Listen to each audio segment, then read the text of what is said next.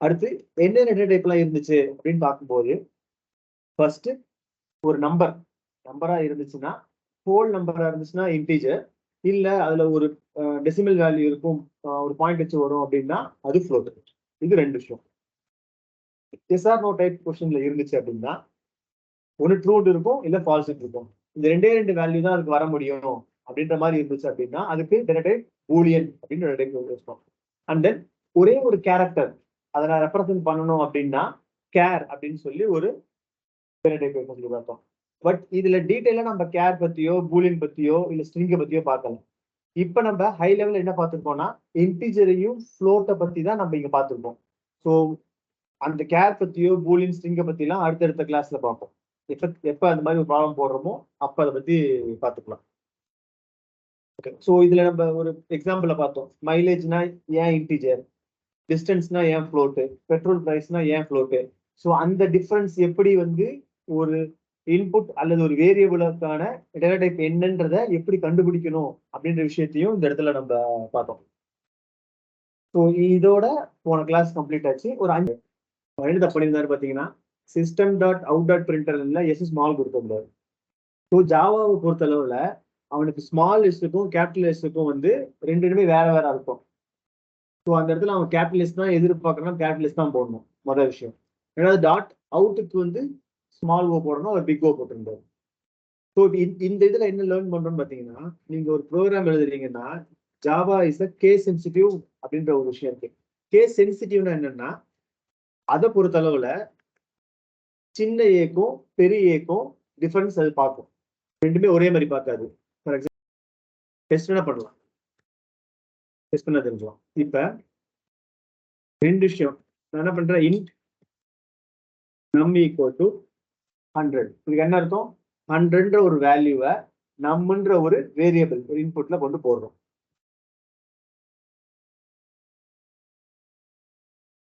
இப்ப நான் இந்த இதுல என்ன பிரிண்ட் பண்றேன், நம்மன்னு பிரிண்ட் பண்ணிருக்கேன். லாஜிக்கலா 100ன்ற ஒரு வேல்யூ இங்க பிரிண்ட் ஆகும். இப்ப நான் இந்த ஸ்மால் என் பதிலா கேபிட்டல் என் கொடுக்குறேன்னு வச்சுக்கோங்களேன். இவன் என்ன சொல்றான், cannot find symbol, அதாவது இந்த சிம்பிள் என்ன சொல்றான், வேரியபிள் நம். எனக்கு இந்த நம்ன்றது யாருன்னே தெரியல. ஏன்னா ஜாவா எப்படி பார்ப்பானா இந்த நம் வேற, இந்த நம் வேற. இந்த ப்ராப்பர்ட்டிக்கு பேரு தான் கேஸ் சென்சிட்டிவ். அவன் அந்த கேஸ் என்னன்னா லோவர் கேஸ் அப்பர் கேஸ் பார்த்துருப்போம் இல்லைங்களா. ஸோ லோவர் கேஸ்னா சொல்லுவாங்க கேபிட்டல் லெட்டர்ஸ் ஸ்மால் லெட்டர்ஸ் சொல்லுவாங்க பார்த்தீங்களா. லோவர் கேஸ்னா வந்து அப்பர் கேஸ்னா கேபிட்டல் லெட்டர், லோவர் கேஸ்னா வந்து ஸ்மால் லெட்டர். ஸோ இந்த இடத்துல இங்க இருக்கிற எண்ணும் இங்க இருக்கிற எண்ணும் வேற வேற லெட்டர் அவனை பொறுத்தளவு. ஸோ இது வந்து கேஸ் சென்சிட்டிவ். அவன் ரொம்ப சென்சிட்டிவ். ஸ்மால் எண்ணா ஸ்மால் தான் கொடுக்கணும். ஓகே, இப்ப லாஸ்ட் கிளாஸ்ல வந்து ஒரு கோட் எப்படி ஜாவால எழுதணும் அப்படின்ற விஷயங்கள்லாம் பார்த்தோம். இப்ப தியரிட்டிக்கலா ஒரு ப்ராப்ளம் எப்படி சால்வ் பண்ணணும் அப்படின்ற விஷயம் நம்மளுக்கு தெரிஞ்சது. ப்ராக்டிக்கலா பேப்பர்ல எப்படி அந்த கோடை கன்வெர்ட் பண்ணணும்ன்றது நமக்கு தெரியும். பேப்பர்ல போட்ட விஷயத்த எப்படி ஜாவா கோடா எழுதுன்ற விஷயமும் நமக்கு தெரியும். ஆனா ரொம்ப ஒரு பேசிக்கான ஒரு நமக்கு தெரியும். ஆனா ஒவ்வொரு லைனுக்கும் என்ன அர்த்தம் அப்படின்ற விஷயம் நமக்கு தெரியாது. ஃபார் எக்ஸாம்பிள்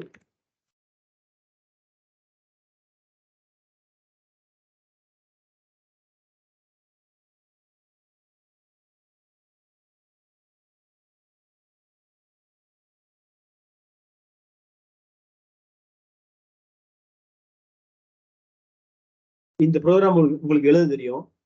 இதுல ஒவ்வொரு ஸ்டேட்மெண்ட் அப்படின்னா என்ன அப்படின்ற இன்ஃபர்மேஷன் நம்ம பார்க்க போறோம். லெட்ஸ் இந்த ஒரு லைன் மட்டும் எடுத்துப்போம். இது தெரியாம கூட நம்ம ப்ரோக்ராம் எழுதலாம். இப்ப நான் சொல்ற விஷயம் அடுத்த ஒரு பேச போறது 10 நிமிஷமோ ஒரு 20 நிமிஷமோ, அந்த 20 நிமிஷம் அப்படின்னா என்னன்னே புரியலனா கூட அது ஓகே. அப்படி இல்லாம நம்மளால ப்ரோக்ராம் எழுத முடியும். பட் இன்னும் ஒரு லெவல் ஆஃப் அண்டர்ஸ்டாண்டிங்காக இந்த விஷயத்த பார்க்குறோம். இந்த மாதிரி ஒரு ஸ்டேட்மெண்ட் கொடுக்குறோம்.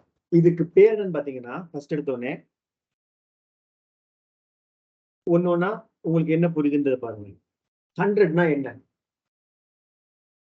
வேல்யூ. சரி, num1 என்ன? It's a variable. int என்ன?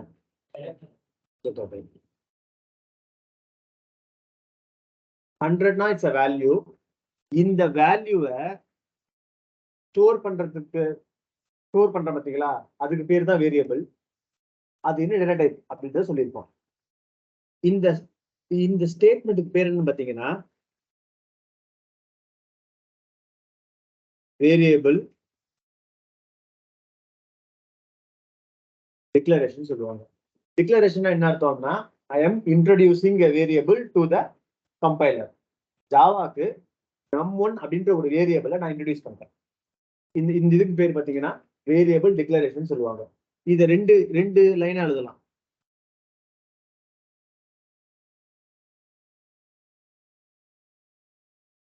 int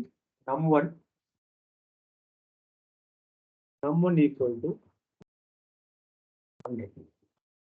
ஆக்சுவலா இந்த லைன் தான் வேரியபிள் டிக்ளரேஷன். இந்த லைன் பாத்தீங்கன்னா இந்த வேரியபிள், அதாவது மல்டிபிள் வேரியபிள்ஸ். நான் அந்த பாயிண்ட் இது முடிச்சோடனே அதை ஞாபகப்படுத்துங்க, அதையும் பேசுவோம். இப்ப int num1 அப்படின்னா num1 அப்படின்ற ஒரு வேரியபிள் ஆஃப் டைப் இன்டிஜர் நான் டிக்ளேர் பண்றேன்னு சொல்லியாச்சு. இந்த ஸ்டேட்மெண்ட்டுக்கு பேர் என்ன? Variable declaration. டிக்ளரேஷன்னா இன்ட்ரடக்ஷன் அர்த்தம். First thing. அடுத்து என்ன பண்றோம்? 100ன்ற ஒரு வேல்யூவை எடுத்து num1 அப்படின்ற ஒரு வேரியபிளை கொண்டு அசைன் பண்றோம். ஓகே.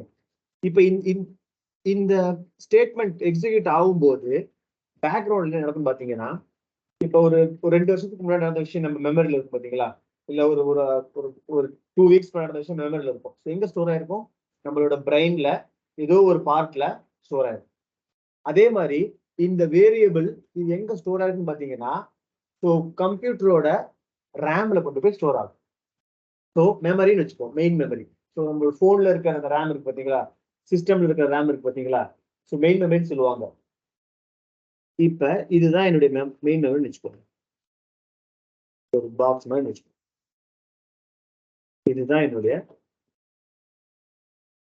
மெமரி. இப்ப நம்ம பேசுற விஷயங்களை புரிஞ்சுக்க ட்ரை பண்ணுங்க. இது தியரட்டிக்கலான விஷயம் தான். int num1 கொடுத்தா என்ன ஆகும்னு பாத்தீங்கன்னா, இந்த மெமரியில ஒரு டப்பா ஒண்ணு கிரியேட் ஆகும். அதுக்கு பேர் num1 வச்சுப்பாங்க. இதுல எந்த வேல்யூமே இருக்காது. அதாவது இந்த ஸ்டேட்மெண்ட் லாஜிக்கலா int num1 கொடுக்கும்போது ஜாவா என்ன பண்ணுவானா, ஒரு இன்டிஜருக்கு ஸ்டோர் பண்றதுக்கு எவ்வளவு ஸ்பேஸ் தேவையோ அந்த ஸ்பேஸை அலோகேட் பண்ணுவான். அதுதான் இந்த பாக்ஸ் போட்டிருக்கேன். லாஜிக்கலா 4 பைட்ஸ் வச்சுப்போம். இது இப்போ 4 பைட்ஸ் என்னன்னு தெரியல கூட ஓகே தான். இவ்வளவு இடத்த ஒரு பாக்ஸ் போட்டு அதுக்கு பேர் வைக்கிறான். என்னன்ட்டு num1 சொல்லி பேர் வைக்கிறான். இங்க இந்த இடத்துல அடுத்து int num2 கொடுக்கும்போது என்ன ஆகும் பாத்தீங்கன்னா, ரெண்டாவது ஒரு ஸ்பேஸ் அலோகேட் பண்ணுவான். num2 அதுக்கு ஒரு பேர் வைப்பான். இதுலயும் வேல்யூ இல்ல, இதுலயும் வேல்யூ இல்லை. ஓகேங்களா? இப்ப நம்ம என்ன சொல்றோம்? num1 ஈக்குவல் டு 100 சொல்லும் போது என்ன பண்றான்? இந்த 100ன்ற ஒரு வேல்யூவை num1 வேரியபிள்ல அசைன் பண்றான். அப்ப என்ன ஆகும்? இந்த மெமரியில போய் 100ன்னு சொல்லி அந்த பாக்ஸ்ல போய் விழுந்துடும். அடுத்து num2 ஈக்குவல் டு 15 சொல்லும் போது என்ன ஆகும்? இங்க போய் விழுந்துடும். இதெல்லாம் ஜாவா பண்ற வேலை. நமக்கு இது எப்படி நடக்குன்னு தெரியல கூட பிரச்சனை கிடையாது. ஸோ ஐடியா என்னன்னா, நீங்க டிக்ளேர் பண்ணும்போது என்ன நடக்கும்னு பாத்தீங்கன்னா, அதுக்கான ஸ்பேஸ் அலோகேட் ஆகும். ரெண்டாவது அதுக்கு ஒரு பேர் இருக்கும். அப்புறம் வேல்யூ அசைன் பண்ணும்போது 100ன்ற வேல்யூ இதுல போய் விடும். நான் மறுபடியும் இந்த இடத்துல num1 ஈக்குவல் டு 115 போட்டேன்னா 100க்கு பதிலா 115ன்ற வேல்யூ இதுக்கு ஓவர் ரைட் ஆயிடும். அதுக்கு மேல எழுதிடும். இப்ப num1ல என்ன இருக்கும்? 150 தான் இருக்கும். பிகாஸ் இது ஓவர் ரைட் ஆயிடுச்சு. இதுதான் இங்க நடக்கும். நம்ம அடுத்து என்ன பண்ணுவோம்? int sum equal to num1 num2 எழுதுவோம். இப்ப கம்ப்யூட்டர் என்ன பண்ணும், ஜாவா என்ன பண்ணும் பாத்தீங்கன்னா, இந்த num1க்கு என்ன வேல்யூன்னு பார்ப்போம். நம்மளோட வேல்யூ என்ன? லாஜிக்கலா 150. ஏன்னா இப்ப 150 போட்டிருக்கோம். இவன் என்ன பண்ணுவான்னா, இந்த num1 அப்படின்ற ஒரு வேரியபிள் இருக்கு பாத்தீங்களா மெமரியில, அதுல என்ன வேல்யூ இருக்குன்னு பார்ப்போம். அதாவது லாஜிக்கலா என்ன வேல்யூ நீங்க அசைன் பண்ணிருக்கீங்க? 150 அசைன் பண்ணிருக்கீங்க. இதுக்கு பதிலா 150 வேல்யூவை போட்டுருவோம். அடுத்து num2க்கு என்ன வேல்யூ இருக்கும்?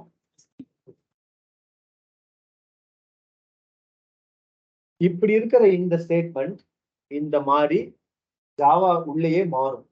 அப்ப என்னோட ஃபர்ஸ்ட் வேல்யூ என்ன? உங்களுடைய வேரியபிள்ல இருக்கிற அந்த வேரியபிளுக்கு பதிலா அதோட வேல்யூ அவன் ரீப்ளேஸ் பண்ணுவான். ஸ்டெப் 1 புரியுதுங்களா? ஸ்டெப் 2, இப்ப இந்த 150யும் 50யும் ஆட் பண்ணி 200 அப்படின்னு போடுவான். இப்ப என்ன ஆகுது? int sum equal to 200 வரும். ஏன் இது ஃபர்ஸ்ட் நடக்குதுன்னா, எப்பவுமே ஈக்குவலுக்கு ரைட் சைடுல இருக்கிற எக்ஸ்பிரஷன் தான் ஃபர்ஸ்ட் எவாலுவேட் ஆகும். என்ன அர்த்தம்னா, ஈக்குவல் ரைட் சைடுல இருக்கிற அந்த எக்ஸ்பிரஷன், அந்த மேத்தமேட்டிக்கல் விஷயங்கள் தான் ஃபர்ஸ்ட் கணக்கு எடுக்கும். ஃபர்ஸ்ட் அதை கன்சிடர் பண்ணும். ஈக்குவல் ரைட் சைடுல இருக்கிற இந்த அடிஷன் அப்படின்ற ஆபரேஷனை பண்ணி 200 கொடுப்போம். இப்ப இது லிட்டரா எப்படி இருக்கும்? int sum equal to 200. இதை பார்த்தோம் என்ன பண்ணுவான்? இந்த ரெண்டு ஸ்டேட்மெண்ட்டை சேர்த்து ஒரே ஸ்டேட்மெண்டா போட்டிருக்கோம். அப்ப ஒரு வேரியபிள் டிக்ளேர் பண்றோம், ஒரு பாக்ஸ் போடுவான், அதுக்கு பேர் வைப்பான் சம்முன்ட்டு, அதுக்கு வேல்யூ அங்க இருக்கு, 200 வேல்யூவும் போட்டாச்சு. இப்ப இந்த இடத்துல நான் பிரிண்ட் சம்முன்னு போட்டா என்ன ஆகும்னு பாத்தீங்கன்னா, பிரிண்ட் சம்முக்கு பதிலா 200 வந்துடும். ஸோ இப்ப பிரிண்ட்டுக்குள்ள என்ன வேல்யூ கொடுக்குறோமோ அது பிரிண்ட் ஆகும், உங்களுக்கு ஆன்சர் 200 வரும். இப்ப இது என்ன நம்ம புரிஞ்சுக்கிறோம்னா, நம்ம ஒரு ப்ரோக்ராம் எழுதி ரன்னு கொடுக்குறோம் பார்த்தீங்களா, ரன்னு கொடுத்த உடனே ஆக்சுவலா அந்த ஜாவா ப்ரோக்ராம் என்ன பண்ணும் அப்படின்ற விஷயத்தை நம்ம புரிஞ்சுக்க ட்ரை பண்றோம். புரியுங்களா? அது எப்படி ப்ராசஸ் பண்ணுதுன்னு தெரியும். இதெல்லாம் வந்து ஜஸ்ட் ஒரு ஒரு ஐடியாக்காக, ஏதோ ஒரு சூழ்நிலையில இது யூஸ் ஆகலாம். ஸோ திருப்பியும் சம்மரைஸ் பண்றேன். ஃபர்ஸ்ட் திங், வேரியபிள் டிக்ளரேஷன் அப்படின்னா என்னன்னா, ஒரு வேரியபிளை நான் டிக்ளேர் பண்றேன், அதாவது ஜாவாக்கு இன்ட்ரோடியூஸ் பண்றேன். int num1 வேரியபிள் டிக்ளேர் பண்ணியாச்சு. செகண்ட் திங், இந்த ஸ்டேட்மெண்ட்டுக்கு பேரு வேரியபிள் டிக்ளரேஷன். இது num equal to 100 கொடுக்குறேன். இங்க என்ன பண்றேன்? 100 அப்படின்ற ஒரு வேல்யூவை num1 அப்படின்ற ஒரு வேரியபிள்ல அசைன் பண்றேன். இதுக்கு பேர் அசைன்மெண்ட் ஸ்டேட்மெண்ட். இது வேரியபிள் டிக்ளரேஷன் ஸ்டேட்மெண்ட். வேரியபிளை டிக்ளேர் பண்றதுனால அதுக்கு பேர் வேரியபிள் டிக்ளரேஷன் ஸ்டேட்மெண்ட். ஒரு வேல்யூவை வேரியபிள் அசைன் பண்றதுனால அசைன்மெண்ட் ஸ்டேட்மெண்ட். நம்ம என்ன பண்றோம்? ஒரு வேரியபிளை டிக்ளேர் பண்றோம். So num1 is a variable. வேரியபிளை டிக்ளேர் பண்றதுனால இதுக்கு பேரு variable declaration statement. Second thing, நம்ம ஆல்ரெடி பார்த்த மாதிரி num1 equal to 100 சொல்லும் போது ஒரு வேல்யூவை ஒரு வேரியபிள்ல அசைன் பண்றதுனால இதுக்கு பேரு அசைன்மெண்ட் ஸ்டேட்மெண்ட். ஓகே, இந்த ரெண்டு ஸ்டேட்மெண்ட்ல உங்களுக்கு ஏதாச்சும் டவுட்ஸ் இருக்குங்களா?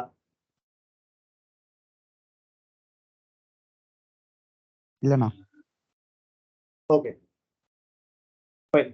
நெக்ஸ்ட் இது பார்ப்போமா? மூணாவது விஷயம் பாத்தீங்கன்னா, இதுல நம்ம இன்னொரு இது பார்த்தோம். இப்ப இங்க நான் int sum கொடுத்திருக்கேன். அடுத்து sum equal to num1 plus num2. இதுக்கு பேர் என்ன பாத்தீங்கன்னா, எக்ஸ்பிரஷன் ஸ்டேட்மெண்ட். ஏன் இதுக்கு எக்ஸ்பிரஷன் ஸ்டேட்மெண்ட்னா, இது ஒரு மேத்தமேட்டிக்கல் எக்ஸ்பிரஷன். இது ஒரு மேக்ஸ்ல பாத்தீங்கன்னா இதுக்கு எக்ஸ்பிரஷன் சொல்லி ஒரு டேர்ம் இருக்கு, அதனால இதுக்கு எக்ஸ்பிரஷன் ஸ்டேட்மெண்ட். ஜஸ்ட் ஒரு நேம் தான் வச்சுக்கோங்களேன். இந்த மேத்தமேட்டிக்கல் விஷயம் தான் ஒரு எக்ஸ்பிரஷன். அது அந்த டேர்ம் தான் நமக்கு தெரியணும். ஒரு எக்ஸ்பிரஷனை நம்ம ஸ்டேட்மெண்டா கொடுக்கறதுனால அதுக்கு பேர் எக்ஸ்பிரஷன் ஸ்டேட்மெண்ட். நம்ம இன்னொன்று பார்த்தோம், வேரியபிள் டிக்ளேர் பண்றோம், அதுக்கப்புறம் வேல்யூ அசைன் பண்றோம். இது ரெண்டுமே ரெண்டு டிஃபரெண்ட் ஸ்டெப்பா போட்டிருக்கோம். இந்த ரெண்டு ஸ்டெப்பையும் ஆட் பண்ணி ஒரே ஸ்டெப்ல போடணும்னா int num1 equal to 100. இந்த மாதிரி தனித்தனியாகவும் போடலாம், ஒன்னா சேர்த்தும் போடலாம். இதுக்கு பேரு இனிஷியலைசேஷன்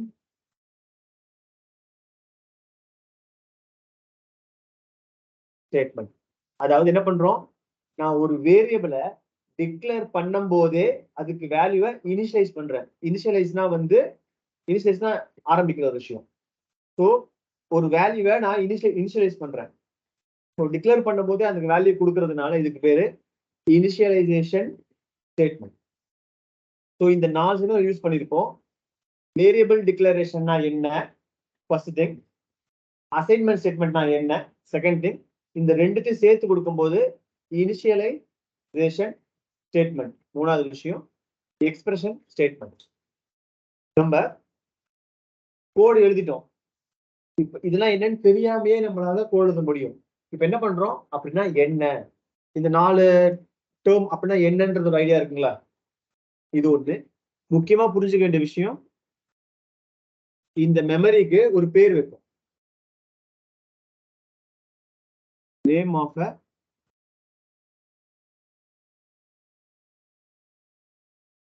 இந்த மெமரி லொகேஷனுக்கு ஒரு பேர் வைப்போம். For example num1.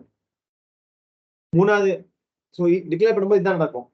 அடுத்து நீங்க இனிஷியல் பண்ணும்போது என்ன ஆகும், அந்த வேல்யூ எடுத்து இதுல போடும். கேட்கலாம். ஜஸ்ட் ஒரு இமேஜினேஷனுக்காக தான். இப்ப வாட் இஸ் a வேரியபிள் அப்படின்ற ஒரு கேள்வி கேட்கறாங்க. நம்மளுக்கு புரிஞ்ச மாதிரி சொல்லுவோம், வேரியபிள்னா என்ன? உங்களுக்கு என்ன புரிஞ்சு சொல்லுங்க. அவ்வளவுதான். நேம் ஆஃப் அதாவது 100 100 அப்படின்ற ஒரு வேல்யூக்கு நான் num1 ஒரு பேர் வைக்கிறேன். 50 அப்படின்ற ஒரு வேல்யூக்கு நான் num2 பேர் வைக்கிறேன். இந்த ரெண்டுமே ஆட் பண்ணி வர சம்முக்கு நான் சம்முன்னு பேர் வைக்கிறேன். ஸோ ஒரு வேல்யூக்கு நான் ஒரு பேர் வைக்கிறேன். அந்த கான்செப்டுக்கு பேர் தான் வேரியபிள். ஸோ இதோட என்ன புரியுதுங்களா? டெக்னிக்கலா சொல்லணும்னா, இந்த இந்த நேம்னு பார்த்தீங்களா, இது ஒரு மெமரி லொகேஷன்.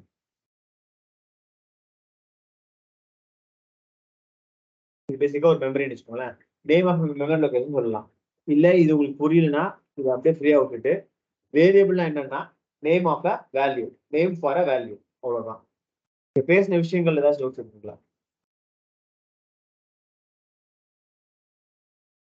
ஓகே, இது எல்லாமே ஒரு ப்ரோக்ராம் நம்ம ரன்னு கொடுக்கும் போது பின்னாடி என்ன நடக்குது அப்படின்ற விஷயம் தெரிஞ்சுக்கிறதுக்காக. இது எப்போ உங்களுக்கு யூஸ்ஃபுல்லா இருக்கும்னா, ஒரு ப்ரோக்ராம் ரன் ஆகும்போது நம்ம எதிர்பாராத ஒரு இன்புட் ஒரு அவுட்புட் வராது. அப்ப இந்த மாதிரி இன்ஃபர்மேஷன் நம்மளுக்கு ஹெல்ப்ஃபுல்லா இருக்கும். ஓகே, ஸோ வேரியபிள் அப்படின்ற ஒரு விஷயத்த பத்தி பார்த்தோம். ரெண்டாவது என்ன பார்த்தோம், ஒரு ஒரு ஜாவா எப்படி ஸ்டெப் பை ஸ்டெப்பா இதை மாத்தோம் அப்படின்ற விஷயத்த பார்த்தோம். அதாவது இப்படி கொடுத்துருக்க இந்த ஸ்டேட்மெண்ட் இந்த மாதிரி மாறும். அதாவது அந்த வேரியபிள் பதிலாக அந்த வேல்யூன்றது போகும். அப்புறம் ஈக்குவலுக்கு ரைட் சைடில் இருக்கிற அந்த எக்ஸ்பிரஷன் இந்த இடத்துல 100+50ன்ற இந்த சம் நடந்து இந்த மாதிரி மாறும். அப்புறம் இந்த 200 வேல்யூ சம்முல அசைன் ஆகும். திருப்பி பிரிண்ட் பண்ணும்போது சம்முக்கு பதிலாக 200 நடக்கும். இப்படிதான் இங்க கொடுத்துருக்கிற இந்த ஒரு ஸ்டேட்மெண்ட் 5 ஸ்டேட்மெண்டா உள்ள ஸ்டெப் பை ஸ்டெப்பா மாறும். வேரியபிள் டிக்ளரேஷன் பத்தி பார்த்தாச்சு. அசைன்மெண்ட் ஸ்டேட்மெண்ட் பத்தி பார்த்துட்டோம். இப்ப உங்களுக்கு ஒரு சின்ன எக்ஸாம்பிள், பிரிண்ட்ன்ற ஒரு ஃபங்க்ஷனுக்கும் println அப்படின்ற ஒரு ஃபங்க்ஷனுக்கும் ஒரு டிஃபரன்ஸ் இருக்கு. அதாவது நான் இங்க சம் போட்டுருக்கேன். இந்த இடத்துல நான் 2 தடவை சம்முன்னு பிரிண்ட் பண்றேன். ஓகேங்களா? எனக்கு 200 அப்படின்றது 2 தடவை பிரிண்ட், 150 2 தடவை பிரிண்ட் ஆகும். இங்க பாத்தீங்கன்னா 115 சொல்லி பிரிண்ட் ஆயிருக்கு, திருப்பி 115 சொல்லி அதே லைன்ல பிரிண்ட் ஆயிருக்கு. ஸோ பிரிண்ட் என்ன பண்ணணும்னா ஒரு விஷயத்தை பிரிண்ட் பண்ணி கர்சர் அங்கேயே நிற்கும். கர்சர்னா வந்து இதுதான் பிளிங்க் ஆகுது பார்த்தீங்களா, அதான் கர்சர். அது அங்கேயே நிற்கும். அடுத்த பிரிண்ட் கொடுத்தீங்கன்னா அதே இடத்துல பிரிண்ட் ஆகும். இதே நான் பிரிண்ட்டுக்கு பதிலா பிரிண்ட் எல்என் அப்படின்னு கொடுத்தேன்னா பிரிண்ட் பண்ணிட்டு அடுத்த லைனுக்கு போய் உங்க கர்சர் நிற்கும். ஸோ இப்போ என்ன ஆகும், 150 அப்படின்றது ஃபர்ஸ்ட் பிரிண்ட் ஆயிட்டு கர்சர் அடுத்த லைனுக்கு போய் நிற்கும். ஸோ திருப்பி அடுத்த பிரிண்ட் பண்றீங்கன்னா அடுத்த லைனுக்கு பிரிண்ட் ஆகும். ஸோ பிரிண்ட்னா பிரிண்ட் ஆயிட்டு அங்கே அங்க கர்சர் நிற்கும். பிரிண்ட் எல்என்னா அடுத்த லைனுக்கு போய் நிற்கும். இதுதான் இது ரெண்டுக்கும் உண்டான ஒரு டிஃபரன்ஸ். ஸோ நீங்க வர வேல்யூவை தான் பிரிண்ட் பண்ணிப்பீங்க. அப்ப அந்த அவுட்புட்டை தான் நம்ம இந்த இது வரைக்கும் பார்த்த லாஜிக் பிரகாரம் அவுட்புட் வேரியபிளை மட்டும் தான் அந்த பிரிண்ட்ல கொடுப்போம். இப்ப அதுல நான் வந்து ஒரு ஸ்ட்ரிங்கை கொடுக்கணும்னு நினைக்கிறேன்னு வச்சுக்கோங்களேன். ஃபார் எக்ஸாம்பிள் மல்டிபிள் வேரியபிள் ஒரே லைன்ல பண்ண முடியுமா அப்படின்றதுக்கான கேள்வி. அதாவது இங்க இன் num1 num2 sum. ஸோ ஒரு லைன்ல ஒரு வேரியபிளும் டிக்ளேர் பண்ணலாம் அல்லது மல்டிபிள் வேரியபிளும் டிக்ளேர் பண்ணலாம். ஆனா இதுல ஒரு விஷயம் என்னன்னா எல்லாத்துக்கும் காமனான டேட்டா டைப் இருந்தால் தான் பண்ண முடியும். இதுக்கு என்ன அர்த்தம், num1 அதுக்கும் இன்டிஜர், num2 இன்டிஜர், num3 இதுவும் இன்டிஜர். இதுவும் is equal to num1 num2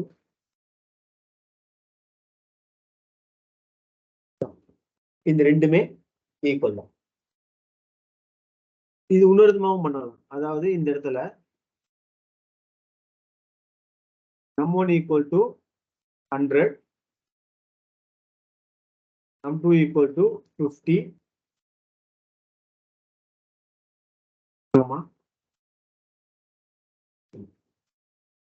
ஒரு வேல்யூ அசைன் பண்ணியும் உங்களால ஒரே லைன்ல பண்ண முடியும்.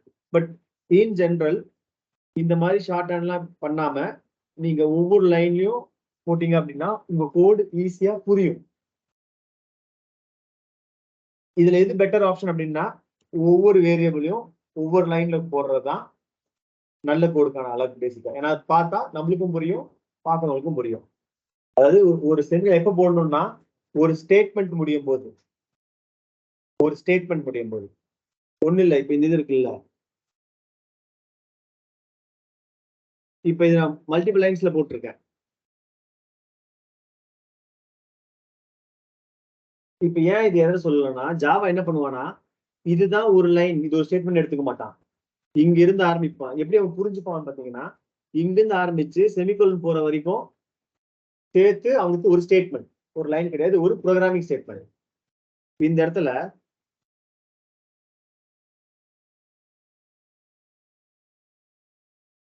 ஏன் அப்படின்னா அவனுக்கு இங்க ஆரம்பிச்சு இது வரைக்கும் ஒரு ஸ்டேட்மெண்டா எடுத்துப்பான். இங்க நல்ல கொடுத்து இந்த இவ்வளவு ஸ்பேஸ் இந்த புது லைன் எல்லாம் இக்னோர் பண்ணிடுவோம். ஓகேங்களா? ரெண்டாவது இது ஒரு வேலிடான ஸ்டேட்மெண்ட். வெறும் செமிகோலன் கொடுத்தா என்ன அர்த்தம்னா இதுக்கு பேர் எம்டி ஸ்டேட்மெண்ட் சொல்லுவாங்க. இங்க அதாவது இது போடணும் அவசியமே கிடையாது. பட் இதுல என்ன விஷயம்னா ஜாவா என்ன பண்ணுவானா இது ஒரு ஸ்டேட்மெண்டான்னு பார்ப்பான். இது ஒரு ஸ்டேட்மெண்ட், எதுவுமே கொடுக்கல, வெறும் செமிகோலன் கொடுத்துட்டான். ஒரு ஸ்டேட்மெண்ட் என்ஸ் செமிகோலன். ஸோ ஒரு ப்ரோக்ராமிங் ஸ்டேட்மெண்ட்டுக்கும் ஒரு லைனுக்கும் வித்தியாசம். இதே விஷயத்த நீங்க வந்து ஒரு இந்த விஷயம் தேவையே கிடையாது. பட் ஆனா இது கொடுத்தாலும் ஜாவா இத ஒரு ஸ்டேட்மெண்டா தான் பார்ப்பான். இப்ப நம்ம வேரியபிள் பத்தி கொஞ்சம் பேசுவோம், இன்னும் கொஞ்சம் டீப்பா பேசுவோம். Variable int num1 equal to 100 கொடுத்தோம். ஓகேங்களா? ஜாவா என்ன புரிஞ்சுப்பான், என்னுடைய மெமரியில ஒரு இடத்துக்கு பேரு num1 வச்சுட்டு அதுக்கு வேல்யூ 100 கொடுப்பான். நீங்க என்ன பண்றீங்கன்னா int ஒரு வேரியபிளுக்கு பேர் இன்ட்னு வைக்கிறீங்க, 15 வைக்கிறீங்க. ஓகேங்களா? இந்த இன்ட்டை பார்த்த உடனே இதை டேட்டா டைப்பா எடுத்துப்பானா இல்ல வேரியபிளா எடுத்துப்பானா? இப்ப நீங்க ஜாவா எடுத்துப்போம். நீங்க இங்க இன்ட்னு இருக்கு, இதை வேரியபிள் எடுத்துப்பீங்களா இல்லைன்னா டேட்டா டைப் எடுத்துப்பீங்களா? ஜாவாக்கு என்ன ஒரு பிரச்சனை வரும்னா, இதை நான் வேரியபிள்னு சொல்லி எடுத்துக்கணுமா இல்ல டேட்டா டைப்னு சொல்லி எடுத்துக்கணுமான்றது தெரியாது. ஸோ அப்ப எப்போ ஒரு குழப்பம் வருதோ அவன் என்ன சொல்றான்னா, அப்ப வேரியபிளுக்கு நீங்க டேட்டா டைப்பை யூஸ் பண்ணக்கூடாது. ஸோ அப்ப இங்க என்ன ஒரு லேர்ன் பண்றோம் பாத்தீங்கன்னா, உங்களுடைய வேரியபிள் நேம் பாத்தீங்கன்னு வச்சுக்கோங்களேன், ரிசர்வ் கீவேர்டா இருக்கக்கூடாது. ரிசர்வ் கீவேர்ட்னா என்ன அப்படின்னு அடுத்த ஒரு கேள்வி நமக்கு வரும். வச்சுக்கலாம் சரிங்களா? ரிசர்வ் கீவேர்ட்னா என்னன்னு பாத்தீங்கன்னா, ஜாவா சில வார்த்தைக்கு சில ஸ்பெஷல் மீனிங் வச்சிருப்பான். ஃபார் எக்ஸாம்பிள், இது வரைக்கும் நம்ம பார்த்ததுல ஸ்பெஷல் மீனிங் என்னன்னு பாத்தீங்கன்னா, இன்ட்டுக்கு ஒரு ஸ்பெஷல் மீனிங் இருக்கு. கரெக்டுங்களா? ஃப்ளோட்டுக்கு ஒரு ஸ்பெஷல் மீனிங் இருக்கு. பூலியனுக்கு ஒரு ஸ்பெஷல் மீனிங் இருக்கு. இது எல்லாமே பேசிக்கான டேட்டா டைப். சரிங்களா? ஸோ இப்போ இந்த இடத்துல நம்ம இன்ட்னு கொடுக்குறோம். அப்ப அவனால பிரிச்சு பார்க்க தெரியல, இது டேட்டா டைப்பா வேரியபிளான்னு சொல்லி எனக்கு பார்க்க தெரியல. இன்னொன்னு எடுத்துப்போம், இன்ட் 50 = 50 நான் கொடுக்குறேன். இந்த 50 வேல்யூன்னு பார்க்குமா இல்ல வேரியபிள் சொல்லி பார்க்குமா? மறுபடியும் அதால பிரிச்சு பார்க்க தெரியாது. அப்ப என்ன சொல்றான், ஒரு நம்பரை உங்களால வேரியபிளா கொடுக்க முடியாது. ஸோ ரிசர்வ் கீவேர்டா யூஸ் பண்ண முடியாது வேரியபிளுக்கு. ஒரு வேரியபிள நம்பரா யூஸ் பண்ணலாம். அப்ப ஒரு வேரியபிள்ல எப்படி இருக்குன்னு பாத்தீங்கன்னா, it should start with alpha நியூமரிக்கா இருக்கணும்.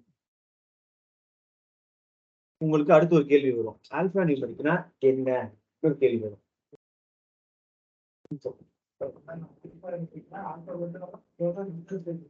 எக்ஸாக்ட்லி. Alpha plus numeric. ஆல்பானா ஆல்பபெட்ஸ் A to Z இருக்கலாம். அது சின்ன லெட்டராகவும் இருக்கலாம், பெரிய லெட்டராகவும் இருக்கலாம். நியூமரிக் நம்பர்ஸா இருக்கலாம். ஸோ லாஜிக்கலா 0 to 9 பிளஸ் சில சிம்பிள்ஸா இருக்கலாம். சிம்பிள்ஸ்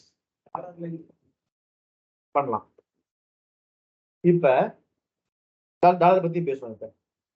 ஸோ அப்ப ஒரு வேரியபிள் நேம்ல என்னென்னலாம் இருக்கலாம்னு பாத்தீங்கன்னா, ஆல்பா நியூமரிக் இருக்கலாம், A to Z ஸ்மால் லெட்டர்ல இருக்கலாம், கேபிட்டல் லெட்டர்ல இருக்கலாம், 0 to 9 இருக்கலாம், சிம்பிள்ஸ் இருக்கலாம். But it should start with எதுல ஆரம்பிக்கணும்னு பாத்தீங்கன்னா, ஆல்பபெட்ஸ் ஸ்டார்ட் ஆகணும், அல்லது அண்டர்ஸ்கோர்ல ஸ்டார்ட் ஆகணும், அல்லது டாலர்ல ஸ்டார்ட் ஆகணும். இது அவன் சொல்லியிருக்க ரூல், அவ்வளவுதான்.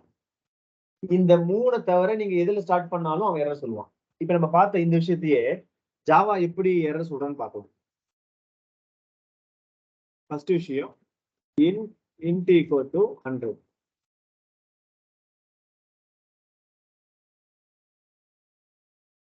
என்ன எரர் சொல்லியிருக்கான், இது ஒரு ஸ்டேட்மெண்டே இல்ல, வில்லேஜ் ஆகும்.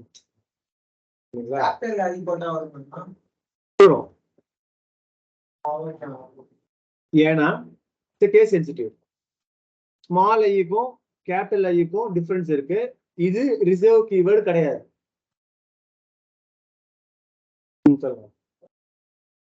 நம்ம அவுட்புட் பிரிண்ட் பண்ணலாம். ஓகே, இப்ப அடுத்து 50 = 100 அப்படின்னு கொடுக்குறோம். Not a statement. ஏன்னா 50 பார்த்த உடனே இது அகைன் வேல்யூவா இல்ல வேரியபிளான்னு தெரியல. சரி, அடுத்து என்ன பண்றோம்னா, இந்த வாய்டு இருக்கு பாத்தீங்களா, இது ஒரு ரிசர்வ் கீவேர்டு. இந்த ஸ்டாட்டிக் இருக்கு பாத்தீங்களா, இது ஒரு ரிசர்வ் கீவேர்டு. இந்த கிளாஸ் இருக்கு ரிசர்வ் கீவேர்டு. இதே மாதிரி நிறைய ரிசர்வ் கீவேர்டு இருக்கு. நீங்க எந்த ரிசர்வ் கீவேர்டும் வைக்க முடியாது.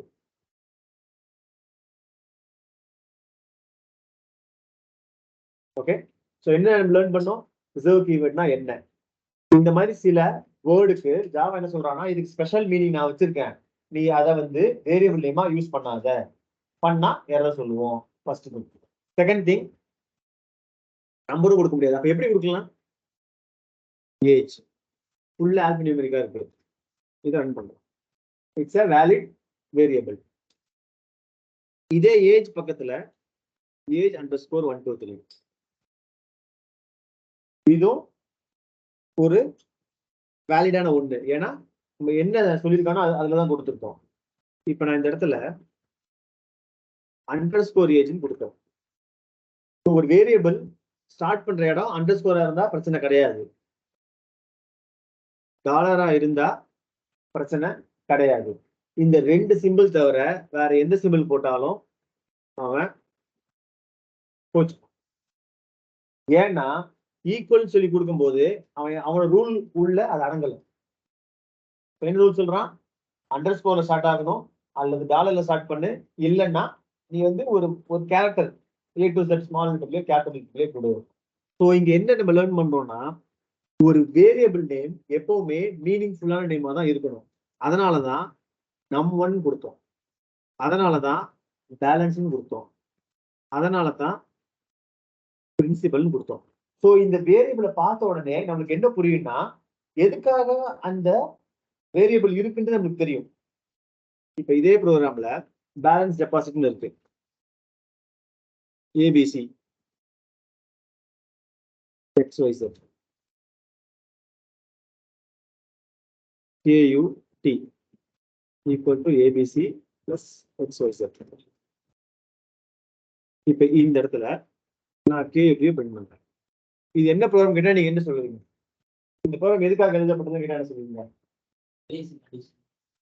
பேசிக் அடிஷன் சொல்லலாம். இது டெபாசிட் மணிக்கும் இதே ப்ரோக்ராம் தான். ஏன் நம்மளால புரிஞ்சுக்க முடியல அப்படின்னா, ஏன்னா அந்த வேரியபிள் நம்ம வச்ச பேர் பாத்தீங்கன்னா கொஞ்சம் மீனிங்ஃபுல்லா கிடையாது. அப்ப நம்ம ஒரு பேர் எப்படி வைக்கணும்? மீனிங்ஃபுல்லான பேரா வைக்கணும். அதனாலதான் இங்க என்ன பண்ணோம்? பேலன்ஸ் டெபாசிட்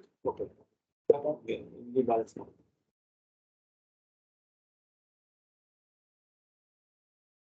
இப்ப பார்க்கும்போது நம்மளால புரிஞ்சுக்க முடியும், இவன் ஒரு டெபாசிட் பண்ற ஒரு விஷயத்துக்கான கோடுன்னு சொல்லி இதை பார்த்தா புரிஞ்சுக்கணும். இன்னொரு விஷயம், ஜென்ரலா ஸ்மால் லெட்டர்ல தான் வந்து நீங்க வேரியபிள் நேம் ஆரம்பிக்கணும். கான்ஸ்டன்டான தான் வந்து கேபிட்டல். ஸோ அதெல்லாம் பார்ப்போம், போக பார்ப்போம். இப்போதைக்கு ஸ்மால் லெட்டர்லயே ஆரம்பிச்சு மீனிங்ஃபுல்லான நேமே வச்சுக்கலாம். இப்போ வேரியபிள் பத்தி பேசின இதுல ஏதாச்சும் டவுட்ஸ் இருக்குங்களா? ரிசர்வ் கீவேர்டு இருக்கக்கூடாது. ரிசர்வ் கீவேர்ட்னா என்ன? ஜாவா ஒரு certain number of reserve keyword வச்சிருக்கு. Int, float, boolean, char. இங்க இருக்க கிளாஸ், ஸ்டாட்டிக், பப்ளிக், மெயின், இந்த மாதிரி நிறைய கீவேர்டு வச்சிருக்கான். அவன் ரிசர்வ் வச்சிருப்பான். இதெல்லாம் என் ஸ்பெஷல் மீனிங் இருக்கு, நீ இதை யூஸ் பண்ணாருன்னு சொல்றேன். அதே மாதிரி இந்த கேரக்டர் வச்சுதான், சிம்பிள் வச்சுதான் நீ பண்ணணும். ஃபர்ஸ்ட் லெட்டர் கண்டிப்பா இதாதான் இருக்கணும் அப்படின்ற மாதிரி சில ரூல் சொல்லியிருக்கான். இது நமக்கு தெரிஞ்சு வச்சுக்கிட்டா அப்பதான் நம்ம தெரியாம நாளைக்கு ஒரு வேரியபிள் கொடுத்தோம்னா எரர் சொன்னானா இதனாலதான் எரர் சொல்றான்ற விஷயம் நமக்கு தெரியும். வேரியபிள் பத்தி பேசின விஷயங்கள்ல யாருக்காச்சும் டவுட்ஸ்